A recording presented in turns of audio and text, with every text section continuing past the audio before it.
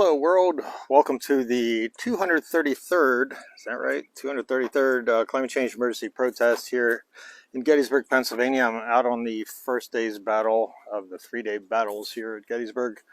This is at the Eternal Peace Light on my left, and the mountains to the right, which is southwest of here, all the way west to the extreme south. You can't see them because the forest fire is going on in Alberta, Canada, 2,000 miles away. The smoke has drifted all the way across the United States and Canada to here. So it's amazing where there are no borders with climate change, and this is an example of that. So this is number 233, Climate Change Emergency Protest. Next week is number 234. Hopefully I got the numbers right. That'll be on May 19th. This is called the bucket list, and I'll tell you about that at the end. Right now, we're heading into an El Nino, and I think it's going to be a super El Nino, the hottest one ever. And an El Nino is when the oceans vent off excess heat, as opposed to a La Nina. La Nina tends to be cooler for the whole planet, even though the last 8 years for the Earth have been the hottest 8 years ever, as far as humans go. So the people that argue we're not in climate change and it's not global warming, you can argue about whatever you want as long as you want. We're on the Titanic, it's sinking, and they're worried about what music's being played or where the deck chairs are or who's in charge of the boat. You know, at this point, the boat is sinking, okay? In La Nina's situation, it tends to be cooler. Even though the last 8 years, even though the last 3 years have been a La Nina, they have been amongst the hottest 8 years on record. So La Nina tends to be cooler. El Ninos tends to be hotter for the Earth, a lot hotter. And what happens is the oceans vent off the excess heat that has been storing all along. The ocean's been taking in 93% of all the heat that we've been putting out into the atmosphere. The oceans have been absorbing equal to 7 atomic bombs per second in heat. Okay, that's a huge amount of heat going down all the time. So right now, we were in the 3 years of La Nina, and actually we're in a sub-La Nina. You know, it's very cool compared to what a La Nina should be, even though it's the warmest La Ninas ever. So we've rifled through La Nina situation if you did a chart, okay, and this is the vertical graph. We've gone through La Ninas, and right now it's May 2023. If you look at the curve, it's going very steep up. And instead of staying in a neutral zone between La Nina and El Nino, which is normal, we're going right past it. We're headed right towards El Nino situation, and we're going faster than any other El Nino ever. Okay, so if you're getting the idea here, extrapolate. This is not a good situation, and it has very much a potential being a super El Nino event, meaning it's going to be very, very hot for the planet. So, last 8 years been hottest. The floor is coming up for La Ninas. So what typically happens is El Ninos are very hot, and then in the past it had always gone down to La Nina, and then it'd be very cool for another 2 or 3 years or 4 years. And then El Nino would come back and be warmer, not as warm, or it'd be the same El Nino as before, you know, so, and then it'd go back down to La Nina. So it had this cycle going on. Well, what's happening now is that the La Ninas are warmer than the previous El Ninos, other than 2016. These La Ninas that just occurred have been warmer than the previous El Ninos before 2016, okay? So the floor is coming up, okay? And what happens is that we're going to go into this a super El Nino, but if it ever comes down again, the floor gets raised and La Ninas tend to be warmer as well. So it keeps going up and up and up, and pretty soon it becomes an untenable situation for life on Earth. So the oceans are the warmest on record. In 2016, when there was the strongest El Nino ever, the oceans were 21 degrees Celsius, which is 69.8 degrees average throughout the whole world. Right now, instead of being 21 degrees Celsius, we're at 21.1, 21.2, which is 70, 71 degrees Fahrenheit around the whole world. Okay, so the oceans are the warmest ever, okay, as far as humans go. The oceans have been 1 degree increase Celsius since 1880, okay? They use an 1880 baseline. We'll go with that. I don't agree with it, but 1 degree Celsius increase in the ocean temperature since 1880. However, the land where we all live has gone up 1.8 degrees Celsius since 1880. So if you average the two, you get a 1.2 degrees Celsius increase since 1.3. And that's where the United Nations comes up with, we got a standard 1.5. Well, it's not going to happen. We're headed right towards 2, 3, 4 degrees Celsius increase. And all these events are happening basically within a tenth or two increase since 1980, maybe 3/10 of a degree increase since 1980. So all these terrible events that are happening are in the last 3/10 of a degree increase. And they're saying 1.5 is survivable. Then they're saying 2.0 degrees Celsius increase is survivable.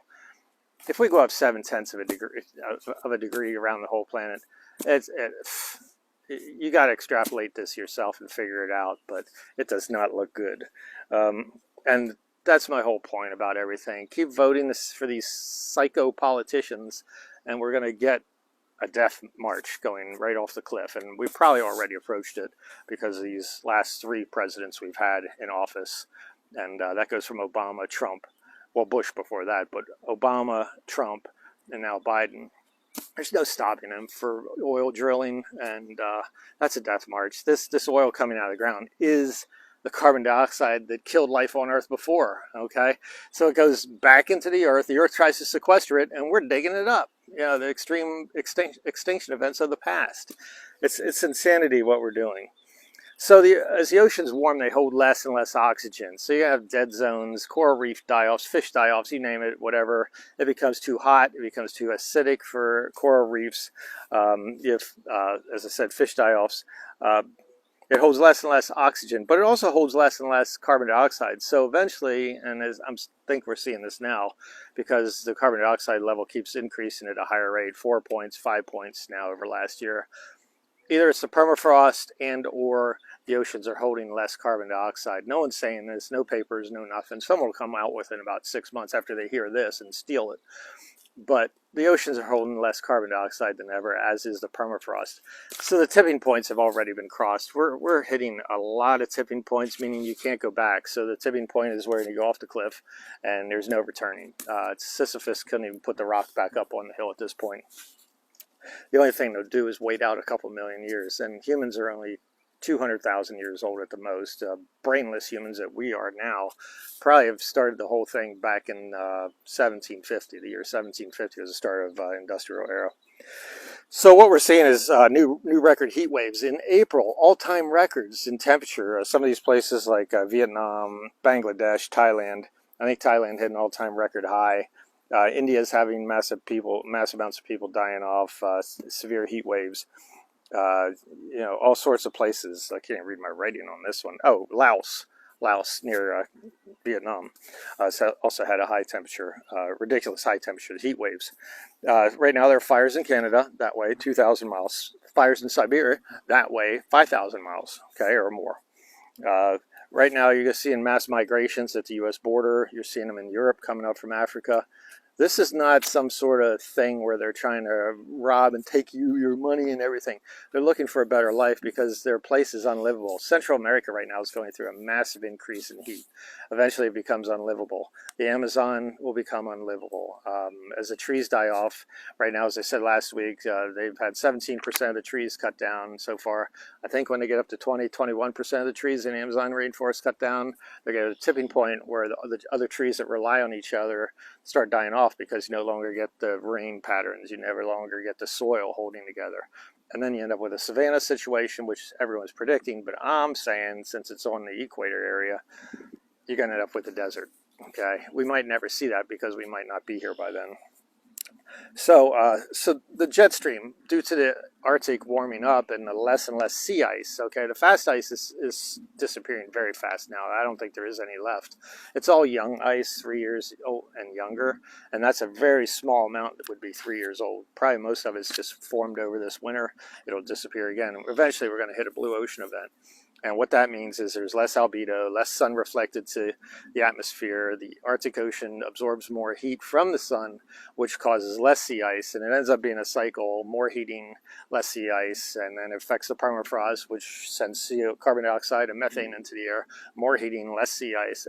Once the Arctic goes, we're in a lot of trouble. And as Paul Beckwith has said, the center of cold then shifts from the Arctic to Greenland, which I suspect it is already done because these wind patterns make no sense to me at all.